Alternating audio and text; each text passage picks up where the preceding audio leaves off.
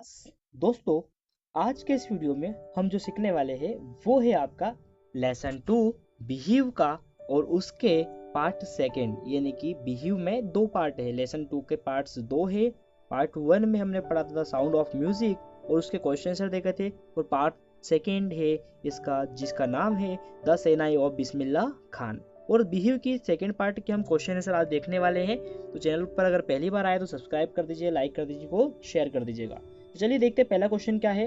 पहला है why did Aurangzeb ban the playing of pungi. यहाँ पर बताया जा रहा है कि औरंगजेब ने पुंगी बजाने पर रोक क्यों लगाई। भाई औरंगजेब ने उस टाइम पर पुंगी बजाने पर रोक लगाई थी ना, वह क्यों लगाई थी। तो आंसर देखेंगे, emperor Aurangzeb ban the playing of musical instrument called pungi in the royal residence because it had a shrill, unpleasant sound. Pungi became a generic name for reeded noise makers. यानी कि सम्राट जो औरंगजेब ने पुंगी नामक संगीत जो था उसे शाही निवास में बजाने पर, जो शाही जो दरबार हुआ करते थे उसमें बजाने पर प्रतिबंध लगा दिया था, क्योंकि यह एक क्या करता था भैया, ये एक जो हम कहें तो अनप्लग्ड साउंड था, जैसे कि आप कहें तीखा था, कर्कश था, है ना। इसकी जो ध्वनि होती थी वो उत्पन्न करता था। पुंगी शोर शराबा करने वालों के लिए तंतुवाद का अति साधारण नाम है। यानी कि इसमें क्या होता था, शोर शराबा ज़्यादा होता था, बहुत ज़्यादा नॉइस होता था, ऐसा लगता था कि बहुत बेकार सॉन्ग है, सुनने की इच्छा नहीं करती। ठीक है, इस वजह से उन्होंने क्या किया था, औरंगजेब ने इसको बैन कर दिया था, इसको जो है वो क्या करता था, बंद कर दिया था। ठीक है, इसके साथ देखते हैं सेकंड क्वेश्चन क्या है। वीडियो को लाइक कर दो जल्दी से यार। सेकंड क्वेश्चन है हमारा यहाँ पर, how it a shehnai different from pungi. यानी कि जो शहनाई पुंगी से किस तरह अलग है। जो शहनाई पहले शहनाई बजाई जाती थी, फिर शहनाई थी, और फिर उसको जो पुंगी थी उसको शहनाई बना दिया। ठीक है, तो पुंगी का ही नाम रखा था शहनाई, और वो शहनाई जो थी वो पुंगी से किस तरीके से डिफरेंट थी, अलग अलग थी। तो यहाँ पर आंसर देखेंगे हम, pungi had a shrill unpleasant sound while shehnai had a melodious sound. Shehnai is longer and broader than pungi and has 7 holes on the body of pipe. It produced melodious sounds. Its sound also considered to be auspicious. ठीक है, यानी कि यहाँ पर देखें पुंगी की जो आवाज़ थी वो तीखी व कर्कश होती है, जबकि शहनाई की जो आवाज़ होती है, जो उसकी वॉइस होती है, वो क्या होती है, मीठी व संगीतपूर्ण होती है। यानी कि उसमें वो संगीत दिखाया जाता है, उसमें मेलोडीज होती है वो। ठीक है, शहनाई पुंगी के बजाय लंबी व चौड़ाई ज़्यादा होती है। भाई जो शहनाई थी उसकी जो पुंगी की तुलना है, पुंगी की लंबाई और चौड़ाई बहुत ज़्यादा थी। ठीक है, इस वजह से वो बेकार थी, और इसके पाइप पर 7 सुराख होते हैं। अब देखिए यहाँ पर बताया जा रहा है कि जो पुंगी होती है, शहनाई होती है, उसमें क्या होते हैं कि 7 सुराख होते हैं। 7 यानी कि हम कहें 7 छेद होते हैं उसके अंदर, 7 होल्स होते हैं, यानी कि 7 होल्स होते हैं, है ना। इसकी ध्वनि संगीत भरी होती है, और इसकी जो ध्वनि होती है वो क्या होती है, प्रोड्यूस मेलोडियस साउंड। ठीक है, it's sound also consider to be, है ना। तो यहाँ पर इसका देखेंगे ऑस्पिशियस यहाँ पर लिखा है, और इसका अगर हम देखें तो वह बहुत शुभ मानी जाती है। क्या मानी जाती है भाई, उसको उसकी जो ध्वनि होती है उसे बहुत अच्छी लगती है और बहुत ही प्यारी लगती है, और उसे क्या माना जाता है, अशुभ नहीं माना जाता, उसे शुभ माना जाता है, क्योंकि वो एक अच्छी ध्वनि होती है। ठीक है, तो यही हिसाब से सेकंड क्वेश्चन हो जाएगा। थर्ड क्वेश्चन की ओर चलते हैं। थर्ड क्वेश्चन देखते हैं अपना। थर्ड क्वेश्चन क्या है यहाँ पर, where was shehnai played traditionally, how did Bismillah Khan change this. शहनाई जो थी वो एक हम कहें कि ट्रेडिशनली था, यानी परंपरागत तौर पर कहाँ बजाई जाती थी, परंपरागत तौर पर कहाँ बजाई जाती थी, है ना। और बिस्मिल्लाह खान ने इसमें क्या परिवर्तन या चेंजेस किए, इसके अंदर क्या चेंजेस उन्होंने किए थे। तो आंसर देखेंगे हम, shehnai was traditionally played at royal quarters, है ना। तो यहाँ पर देखेंगे तो हम अगर बात करें, जो हमारी सेना ही है वो परंपरागत रूप से शाही दरबार में बजाई जाती थी, है ना, यानी कि रॉयल कोर्ट्स में बजाई जाती थी। ठीक है, उसके साथ में अगर हम देखें तो till recently it was used only in temples and weddings. और क्या होता था, इसका जो यूज होता था वो कहाँ होता था, अभी तक यह मंदिर व शादी समारोह में बजाई जाती थी। भाई क्या होता था, इसकी सेनाई को मंदिर में बजाते थे, और क्या बजाते थे, जो शादी समारोह होते थे वहां बजाते थे। लेकिन अब क्या होता है ना। फिर इसके बाद हम देखेंगे, the credit for bringing this instrument on to classical stage goes to Ustad Bismillah Khan. और इसको शास्त्रीय स्तर पर, यानी कि बहुत बड़े स्तर पर ले गए कौन, लाने का श्रेय जाता है किसको, आपके बिस्मिल्लाह खान को। ठीक है, तो ये उसके क्वेश्चन का आंसर आपका हो जाएगा। अगला देखते हैं हम कौन सा क्वेश्चन है। अगला देखते हैं when and how did Bismillah Khan get his big break, यानी कि हम कहें कि इसको एक बड़ी प्रगति कैसे और कब मिली। भाई बिस्मिल्लाह खान को एक बड़ी प्रगति कैसे और कब मिली, और हमारी सेनाएं को जो है बड़ी प्रगति हम कहें कि एक हाई लेवल की जो हम कहें अचीवमेंट कैसे मिली। ठीक है, तो इसका जो आंसर है वो देखेंगे हम यहाँ पर। तो देखिएगा जितने भी क्वेश्चंस मैं अभी करवा रहा हूँ बेसिकली ये शॉर्ट क्वेश्चन तो है ही, साथ में इंपॉर्टेंट भी बहुत है। ठीक है, तो देखिए यहाँ पर इसका answer, with the opening of the All India Radio in Lucknow in 1938 came Bismillah's big break. He soon became unoften heard Sahnai played or radio. क्या हुआ था कि 1938 में जब लखनऊ में ऑल इंडिया रेडियो प्रारंभ हुआ, यानी कि ऑल इंडिया रेडियो आया है ना, तो बिस्मिल्लाह खान को बड़ा मौका मिला। उस टाइम पर उनको एक बहुत बड़ा ब्रेक मिला।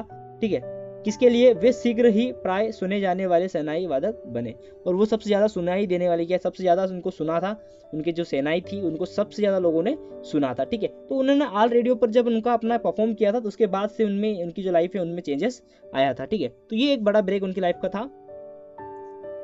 देखिए यार, चैनल को सब्सक्राइब कर दिया हो तो लाइक भी कर दो और शेयर भी कर दो। तो सब्सक्राइबर एक ही बार होता है ना, आप लोग हर रोज वीडियो देखेंगे, हर रोज सब्सक्राइब नहीं करना है, एक ही बार सब्सक्राइब कर लीजिएगा। देखिए यहाँ पर देखते हैं, where did Bismillah Khan play the shehnai on 15 August 1947। फिर बोल रहा है why was the event historic, यानी कि बिस्मिल्लाह खान ने 15 अगस्त 1947 से सेनाई बजाई। ठीक है, यह घटना ऐतिहासिक क्यों बनी, ये घटना जो थी ऐतिहासिक रूप से क्यों बनी थी। ठीक है, तो यहाँ पर इसका जो आंसर है वो हम यहाँ पर देखेंगे। आंसर अगर हम देखें यहाँ पर तो देखिए इसका जो हम क्वेश्चन है उसमें कहा जा रहा है कि यह घटना ऐतिहासिक क्यों बनी थी भाई, है ना। तो यहाँ पर इसका आंसर देखेंगे, when India gained independence on 15 August 1947 Bismillah Khan became the first Indian to greet the nation with his shehnai. He poured his heart in raw coffee from the Red Fort to an audience which included Pandit Jawaharlal Nehru, who later gave his famous speech Tryst with Destiny। ठीक है, यानी कि यहाँ पर हम देखें तो जब 15 अगस्त 1947 को भारत को आज़ादी मिली तब बिस्मिल्लाह खान पहले भारतीय बने जिन्होंने राष्ट्र को अपने सेनाई से बधाई दी। राष्ट्र को अपने जो सेनाई से बधाई दी उन्होंने, मतलब कि सेनाई बजा करके उन्होंने क्या किया, अपने राष्ट्र को बधाई दी थी।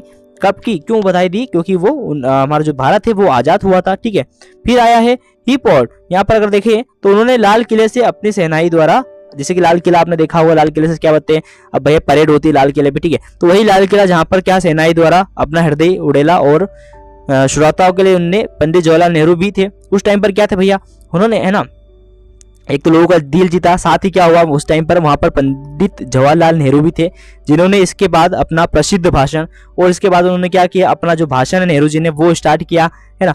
फिर यहाँ पर उनका भाषण है उसके बारे में बताया गया था, ट्रिस्ट विद डेस्टिनी दिया, यानी कि उनके भाषण का नाम था ट्रस्ट विथ डेस्टिनी। ठीक है, तो यहाँ पर ये आपका क्वेश्चन का आंसर हो जाएगा। अगला क्वेश्चन देखते हैं, तो अगला क्वेश्चन है आपका, why did Bismillah Khan refuse to start a shehnai school in the USA. क्या है क्वेश्चन, देखेंगे। बिस्मिल्लाह खान ने यूएसए में एक सेनाई स्कूल को प्रारंभ करने से इनकार क्यों किया? भाई क्यों वो नहीं गए वहां पर यूएसए में जब उनको बुलाया गया था? तो आंसर देखेंगे, a student of his once wanted him to head a shehnai school in the USA and the student promised to recreate the atmosphere of Banaras, replicating the temples there. Ban Khan Sahab asked him if he would be able to transport river Ganga as well.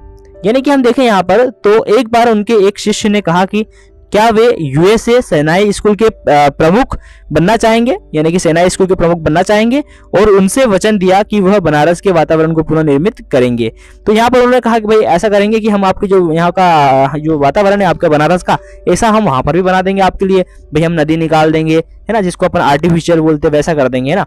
वहां वे मंदिरों की अनुकृति बना देंगे, वहां पर ऐसे कैसे मंदिर बना देंगे।